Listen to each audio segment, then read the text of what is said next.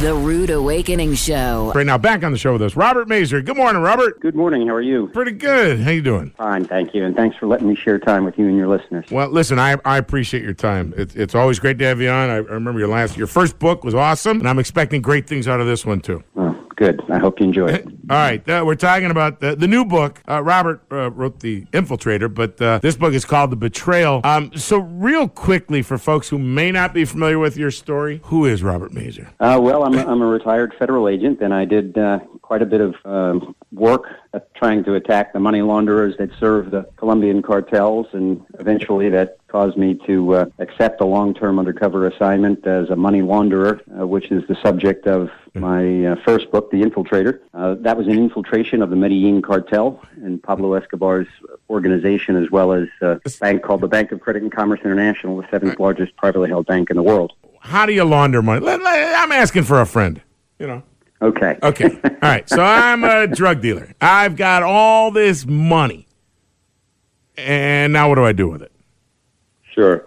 Well, there are infinite number of ways in which you can launder money. The best way to first look at it is, if I were to commit the offense of money laundering, what would I need to do? And what I would need to do would be, number one, I would know that the money came from an illegal source, this case drug trafficking. Okay. And I would do anything that I could to conceal and disguise the source of the funds.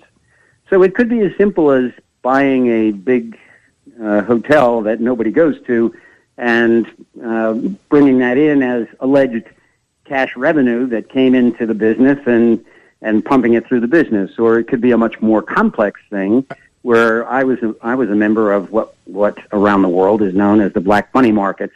It's an informal banking system run by corrupt businessmen and bankers. I'm sorry, can you repeat that? I got to write that down. What is it called? And do you have any numbers to contact those people?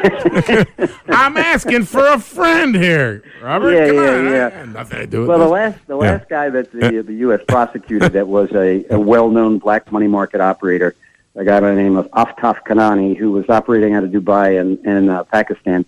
He was laundering about 14 to 16 billion a year. Oh. So that's the kind of professional money launderer that I think our country and other countries need to be trying to attack, because what those launderers do is they bring life to that criminal capital, and they enable those criminal organizations to then corrupt governments, by presidents, by militaries, by anything it is that they want. And we've seen that. Just this last year, we indicted the man who was the Secretary of Defense for Mexico, who happened to be working with the cartels. And we've indicted the president of Honduras and his brother and 10 senators who were there. So these guys are buying up countries, and they are controlling nations in order to be able to pump illegal drugs throughout the United States, Canada, and anywhere they want. Europe is another very, very big market. And it doesn't take a rocket scientist to figure out why it is that we have more than 100,000 young people who have died in 2021 from overdoses of fentanyl. You were dealing with between the Medellin cartel and the Cali cartel. Which one's worse, and what's the difference between the two? Well, they're both lethal. The Cali cartel, which is the infiltration I did under a totally different name, totally different companies, in the Betrayal story, much more sophisticated. In their laundering methodologies involve a very complex method that transforms dope money into the appearance of repatriated export revenue. It involves paid-off customs officials and bankers and businessmen who move that money, and I was a part of that group that did that. So they were both very lethal, and certainly the Cali cartel had a lot to do with helping the Los Pepes, the vigilante group, to take down Pablo Escobar at the end. Of course, the reason for doing that is they wanted to corner the market and become the new biggest cartel in the world, and they did. The book is out, right? The Betrayal, that's out now?